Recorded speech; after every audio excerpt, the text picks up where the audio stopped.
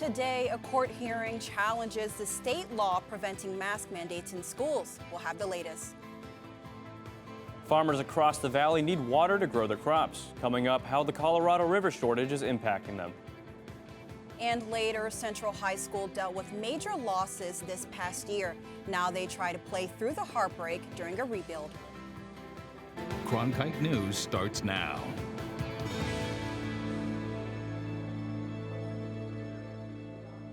Good evening and welcome to Cronkite News on Arizona PBS. I'm Camila Williams. And I'm Ryan Tismaneski. Thank you for joining us. Governor Doug Ducey signed a law that would ban mask mandates in schools for teachers and students. The difference in opinions for mask mandates in schools has led to a court hearing that started today. Cronkite News reporter Molly Hudson spoke with one of the organizations involved in the hearing and a new statewide survey. The hearing, which began today in Maricopa County Superior Court, will give plaintiffs a chance to make the case that the law banning mask mandates was unconstitutional. The Arizona School Boards Association is one of the plaintiffs in today's hearing, and they also funded a new survey that showed support for mask mandates in schools. Most communities, most school boards, most superintendents really want to be able to make decisions based on the context of our own communities. A new statewide likely voter survey by High Ground Public Affairs consultants echoes this desire. It shows the majority of Arizona voters are against Governor Ducey's law to ban mask mandates. Chris Cotterman of the Arizona School Board Association says the data really showed the political divide, but they were surprised by Republicans. There were a certain number of Republicans who thought masks should be required, but there were more Republicans and independents really that thought that districts should be able to make their own decisions, which tells us that we're in the right position here. The survey shows that 53% of likely voters think that local governments and school districts, including charter schools, should be able to decide what is best for their community regarding mask requirements. We really care about our students, their health, their safety, our teachers, our staff, and that we're trying our best to keep our students in person learning. The judge in today's hearing said she will take the case under advisement and have a decision before the law is enacted on September 29th. In the studio, Molly Hudson, Cronkite News. New studies are emerging that suggest nutrition plays a key role when it comes to serious illness and death due to COVID-19. The CDC says that several chronic illnesses that are often linked to nutrition, such as diabetes, obesity, hypertension, and heart failure, are strongly associated with serious COVID illness. In fact, nearly 2/3 of COVID-19 hospitalizations are due to these conditions. Experts say the negative consequences of poor nutrition are worse in lower-income communities, since the lack and expense of healthy food choices can exacerbate the effects of COVID-19. Though eating healthy is not a cure for COVID, it may help fight the disease. If we can start eating healthy now, so if let's say I wasn't eating healthy and I start eating healthy now, I might improve some of my metabolic markers, but it may take a few weeks or a couple of months for you to get to that stage where you're more resilient and more able to deal with the infection. Doctors and health experts agree that improving nutritional health and fitness, in addition to wearing a mask and getting vaccinated, are the best long-term solutions for fighting COVID and other serious diseases. As schools return to in-person learning, more children are being diagnosed with COVID. But there could be a vaccine available to children ages 5 to 11 by Halloween. The FDA has made it clear parents need to wait on the formal authorization for the FDA and that clinical trials are still underway. But one of the doctors in charge of the trials appeared on CBS's Face the Nation. He says the results are promising. That is our goal, October. We are doing everything we can now to move these trials ahead, and they're moving ahead well. The FDA says it will work with Pfizer to analyze the data. Then Pfizer can ask for emergency authorization and the FDA will look at the risk. The process could take about a matter of weeks, and meantime, doctors recommend children wear a mask to minimize exposure. Schools have been preparing for the return of students to their classrooms for the past year. One thing they were worried about was the learning gap and students falling behind academically. But Cronkite News reporter Megan Newsham found out while students are behind in academics, they are also behind in other areas. Recent studies show the pandemic set K-12 students back 4 to 5 months in math and reading. And many teachers are finding that learning loss has also led to a setback in social skills. Teachers can prepare as much as possible. But it isn't until the students are fully in the classrooms that teachers realize areas that need extra attention. Not only the academic piece, but the social, emotional of those students and what they've missed being around their friends, being around activities. And I think the kids were fired up about coming back. They wanted to come back on campus. Amy Marinella, the social studies chair at Stapley Junior High, says many teachers were not prepared to have to reteach classroom learning behavior. Honestly, we kind of need to take a step back and let's go back to the basics of how do you behave in a classroom and how are you respectful to other students in the classroom. Marinella says they will work on group activities and how to learn with other students. Yeah, so you're cutting out all the definitions and all your documents. Another hill for teachers to climb is a large portion of students are still learning from home.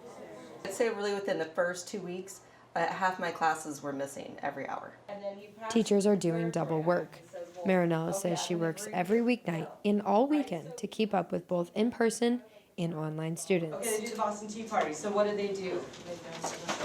Principal Fisher explains it's a constant learning process for everyone, teachers and students, after a year of upheaval. We're going to do this together, and that's what's probably been the coolest thing is that we were able to have such a great group. The students' excitement to return to the classrooms has led to behavioral issues that most teachers were not prepared for. Marinella says they will be working extra hard this year to get students back on track to learning in a group environment since they have been away from it for over a year and a half. In the Broadcast Center, Megan Newsham, Cronkite News. Drought conditions on the Colorado River are starting to hit farmers in the valley. They need water for their farms, but there just isn't enough. Coming up, we'll talk to one farmer about the impact. After the recent extreme weather and wildfires, the Biden administration is looking to make infrastructure more reliable.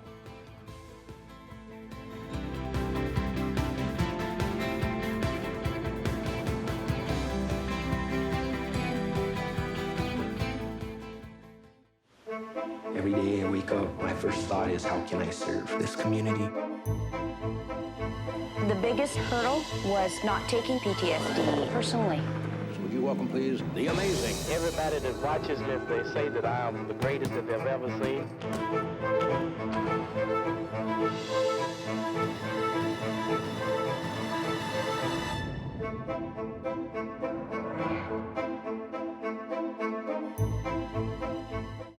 Cronkite News provides students at ASU's Walter Cronkite School of Journalism with the opportunity to gain real-world experience in the newsroom. At Cronkite News, our students produce professional content for audiences by taking on all roles, whether they be reporting, anchoring, producing, or studio production. Each department gives students first-hand professional newsroom experience. For more information, visit cronkitenews.azpbs.org. It's prime time on your time. Watch Prime Afternoons every weekday on Arizona PBS. Did you miss a show in the evening? Then catch up on Prime Afternoons, your favorite dramas. No more bloody heroics. Antiques Roadshow. Really? Nature and Nova. It's time to reintroduce some wonder into this miracle of nature. All of the best from PBS on Prime Afternoons. Weekdays starting at 1:30, only on Arizona PBS. Take a journey with Arizona PBS. Join us every Sunday afternoon for Destination Drama. Watch all your favorite PBS dramas like Grantchester. I'm William Davenport, new vicar of Grantchester. Poldark. Nothing in my life has meaning without you. And Victoria. I know that I'm young, but I know my duty. And if you missed a recent primetime drama, we'll help you catch up on those too. Destination Drama. Every Sunday afternoon at 1. Only on Arizona PBS. Arizona's water supply has taken a hit due to the Colorado River's record-breaking drought. Cronkite News reporter Diana Quintero shows us how a family in Casa Grande is struggling to keep their farm operation during the water shortage. The Colorado River supplies water to over 40 million people around the Southwest. But as the drought increases and its supply declines, farmers around the state are facing drastic shortages. Our farm is 90 years old. It's a fifth-generation farm. My granddad bought it around 1930, And traditionally, we've grown cotton and alfalfa. But Nancy Kaywood and her son are struggling to keep their family farm after their water supply was cut off. You know, I was coming out here one day, it was just right after they had stopped the water coming down the canals. And that was just maybe April 15th. And I just crossed the canals and I looked at them, I just burst into tears because that's our livelihood. And we have never, ever seen the canals shut down so early. Kaywood's grandfather agreed not to build a well and instead signed an agreement relying solely on the San Carlos Irrigation District for water. For years, they've paid $22,000 a year for 2 acre-feet of water. However, the dam that supplies their farm water is currently less than 5% full, and the Central Arizona project won't send any water to their area. As you can see behind me, their neighbors are able to keep their crops green through water from wells. However, on the other side of the dry canal, it's a completely different story for farmers on the San Carlos Irrigation District. The lack of water means only alfalfa is growing in these fields. This year, there's no cotton. The recent monsoon rain has helped, but if they don't see any more rain soon, Nancy doesn't think they'll be able to make another yield. You feel anxious because you want rain, and it's just cloudless skies day after day. The Kaywood family has to pay for their water whether they receive it or not. Without water, there's no crops, and without crops, there's no profit. Kaywood's son has leased more land to farm corn. Those profits help pay for their family farm, but that farm is also at risk for water cutbacks. They'll receive about 1/3 of the water supply. Water has always been the lifeblood for farmers. When it dries up, so do their farms. And knowing that we could lose our farm really hurts. It's been in our family for 5 generations. Stresses that they also want to see legislature change the laws that require them to pay for water they don't receive. And they continue to hope for rain before we enter a Tier 2 and Tier 3 water cut. In the Broadcast Center, Diana Quintero, Cronkite News. President Biden's big infrastructure bills are moving through Congress. The administration plans to build a more resilient infrastructure in face of climate change. In recent weeks, we witnessed hurricanes tear through the East Coast and wildfires burn down hundreds of acres in the West. Severe weather patterns are affecting nearly everyone in the nation, and the government thinks new infrastructure will help slow down the destruction. Slow onset climate change, such as water scarcity and decreasing crop productivity, is also affecting areas negatively. But the new bill could implement solutions for all states, including Arizona. We're going to invest in the resilience of our public health system so that they have the resources they need to meet Arizonans where they are right now and provide them the support in these challenging times. Make sure that folks have the cooling stations and the access to cooling stations that they need to adapt in this changing reality. And the proposed Build Back Better agenda plans to create jobs and cut taxes by investing in clean energy and sustainable infrastructure, along with expanding education, child care support, and health care. Local climate activists in Arizona are continuing to push for Build Back Better agenda to be passed by Congress. Temps in the valley are not coming down just yet, and excessive heat warnings are still in place. Now we go to Isabella Fredrickson in the Cronkite News Weather Center with more on the heat. This week is hot, so hot that the entire southwest of the region is under a heat warning. This heat warning goes from Phoenix all the way down to Yuma and all the way up to Kingman. A warning means that temperatures are considered dangerous. This current heat warning is in place until 8 p.m. this evening. However, that could change, so stay on the lookout. Taking a look at our high temperatures for Tuesday, like I said, the entire southwest region is going to be very hot and boasting triple-digit temperatures. Down in Yuma, we're at 108, and up in Bullhead City, we are at 109. The east side of the state is looking slightly cooler with temperatures in the 80s to 90s.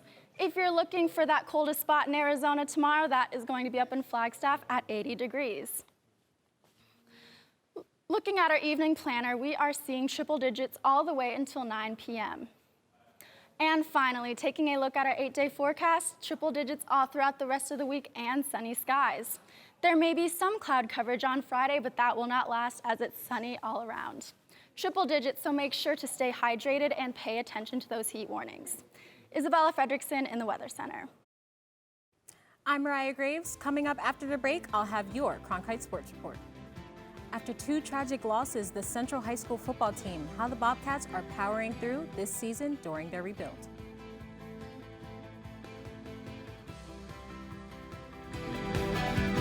Every day I wake up, my first thought is how can I serve this community? The biggest hurdle was not taking PTSD personally. Would you welcome, please, the amazing. Everybody that watches this, they say that I am the greatest that they've ever seen.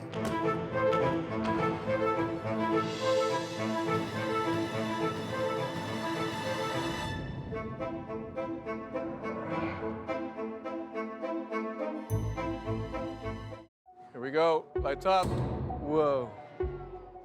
As artists, we conduct our educations in public. You can never know whether it's going to be a success. One just has to risk it. It's you and the work and the place. It's a very particular relationship. Here's our lens. Tell us what you think. Friday night at 9 on Arizona PBS. Ready to watch the best of PBS anytime, anywhere, on nearly any device? It's easy with the free PBS Video app. Simply download the PBS Video app on your mobile or streaming device. Now you can watch the latest PBS episodes or catch up on the shows you missed. Discover new favorites from PBS and local content from your PBS station.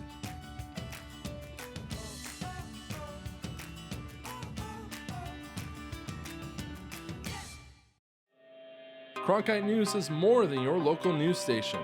Through our innovative ideas, we create new ways to connect with our viewers and have their stories be heard. Our cutting-edge technology allows us to take a deeper dive into seeking the truth and delivering new perspectives.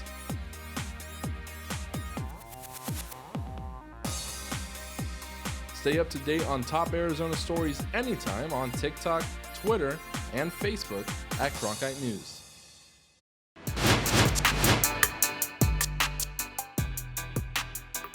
Back, I'm Mariah Graves with your Cronkite Sports Report. Some big football games from our Arizona teams over the weekend, and we've got it all here in your weekend football wrap-up. The Arizona Cardinals kicked off their season in Tennessee yesterday and were flat-out dominant, taking down the Titans 38-13. Chandler Jones took over with 5 sacks, tying the Cardinals' single-game record. The defense held star running back Derrick Henry to just 58 yards, his lowest total since last October. The offense, not bad either. Kyler Murray threw 4 touchdowns and had a rushing touchdown as well. In college, the University of Arizona took on San Diego State University and struggled. The Wildcats were blown out by the Aztecs 38-14 down in Tucson. They'll play NAU and the Lumberjacks this Saturday. Moving from Tucson to the Valley, the ASU Sun Devils took down the UNLV Rebels last Saturday as well. The win moved ASU from 23rd in the country to 19th in the newest AP polls. They stick with Oregon and the UCLA as only Pac-12 teams in the top 25. ASU was powered by their run game against the Rebels, racking up against 300 yards on the ground. Herm Edwards looks forward to their next challenge, their first game on the road against BYU. What they've accomplished in the last couple years, last year, as I said, they only lost, I think, 1 game. And so going up there playing is a tough task. It's loud, and it's our first road game. This is kind of what you want to experience as a football team. Yesterday at the Footprint Center, the Arizona Rattlers hosted the Massachusetts Pirates in the Indoor Football League's United Bowl. It was a wild finish that included a blocked field goal late in the 4th. The Rattlers QB was able to run it in for a touchdown to send the game into overtime. But a Rattlers fumble in OT did them in and helped set up the game-winning field goal. Massachusetts wins by 3. It's the 4th time the Rattlers have lost the championship when playing on what is considered their home turf. I mean, everybody keep telling me that, you brought us here, we wouldn't be here without you. And like I've been telling you all year, Joe, if I'm supposed to be the guy, supposed to be the MVP, blue pride, all this and that, then, you got to finish. You got to make the plays when it's time to make the plays. And I did it. The football team at Central High School is in a pivotal year in its long-term rebuild, and they're off to a good start at 2-0. But as Evan Osherwitz tells us, the Bobcats will have more to play for in 2021 than just their record. Central High School has high hopes for this season under fourth-year head coach Chandler Hovig. A return to the playoffs for one, but that might be icing on the cake given everything this team has gone through. Back in May, receiver Quinton Conley tragically lost his younger brother Cortez, who was killed in a knife attack on his way home from a spring football game. The sophomore continues to mourn his brother, but playing the game he loves helps alleviate some of the pain. When my brother died, I kind of went into I kind of wanted to disappear from everybody, but I feel like my coaches, all my friends, you know, they stuck around, you know. After he lost his brother, we just had to support him more than ever and lift him up. Tragedy struck again in July, when team captain and the school's student athlete of the year, Corvell Simmons, drowned while paddleboarding. Simmons lived with teammate Carter Allen, and the two forged a strong bond. We brought him into our house just to give him a place to live, you know, and not knowing how it was going to be. But since he was such a great person, he kind of bonded with us, and we came together and formed like a family. Central has publicly dedicated its 2021 season to Cortez Conley and Corvell Simmons, and the team hopes its newfound purpose will help end its streak of 11 straight years without a playoff appearance. But Quinton Conley has his own individual plans to carry on his brother's legacy. I'll ball out regardless. Everything in the game, practices, you know, when I return, 100%. Everything I do from now on, this point on, is 100%. Honoring the memories of Cortez Conley and Corvell Simmons is far more important to Central this year than winning games. Emotions may run high, but Coach Hovig says that his team is more focused than ever, and that mindset may just lead to more victories. In Phoenix, Evan Osherwitz, Cronkite News. Legendary Suns head coach Cotton Fitzsimmons was inducted into the Naismith Memorial Basketball Hall of Fame over the weekend. Fitzsimmons spent 8 years in the Suns head coach. After retiring, Cotton spent time in the Suns front office and on their broadcast booth. He passed away in 2004 due to complicating from lung cancer. At the U.S. Open, ASU grad Desiree Krawczyk won the mixed doubles title. It was her third mixed doubles title of the year, coming out on top in both the French Open and Wimbledon as well. Her partner Joe Salisbury also won the men's double title at the U.S. Open. That does it for today's Cronkite Sports Report. Back to you, Camila and Ryan. A week dedicated to all the work that small businesses do and how COVID-19 affects them. Coming up after the break, we'll explain the impact those businesses have on our economy. Every day I wake up, my first thought is, how can I serve this community? The biggest hurdle was not taking PTSD personally. Would you welcome, please, the amazing. Everybody that watches this, they say that I am the greatest that they've ever seen.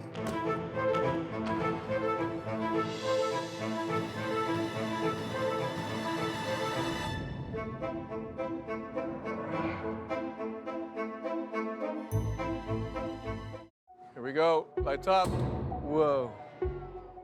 As artists, we conduct our educations in public. You can never know whether it's going to be a success. One just has to risk it. It's you and the work and the place. It's a very particular relationship. Here's our lens. Tell us what you think. Friday night at 9 on Arizona PBS. Ready to watch the best of PBS anytime, anywhere, on nearly any device? It's easy with the free PBS Video app. Simply download the PBS Video app on your mobile or streaming device. Now you can watch the latest PBS episodes or catch up on the shows you missed. Discover new favorites from PBS and local content from your PBS station.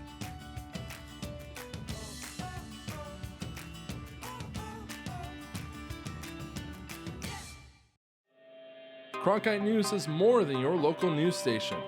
Through our innovative ideas, we create new ways to connect with our viewers and have their stories be heard. Our cutting-edge technology allows us to take a deeper dive into seeking the truth and delivering new perspectives.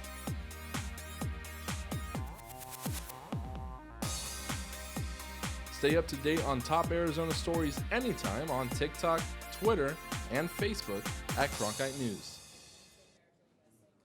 The National Small Business Association has designated this week as National Small Business Week. According to Local First Arizona, small businesses account for nearly 97% of all businesses in Arizona. Small businesses play a vital role in our community and our economy, but they are once again seeing a decline in revenue and employment due in part to the rapidly spreading Delta variant.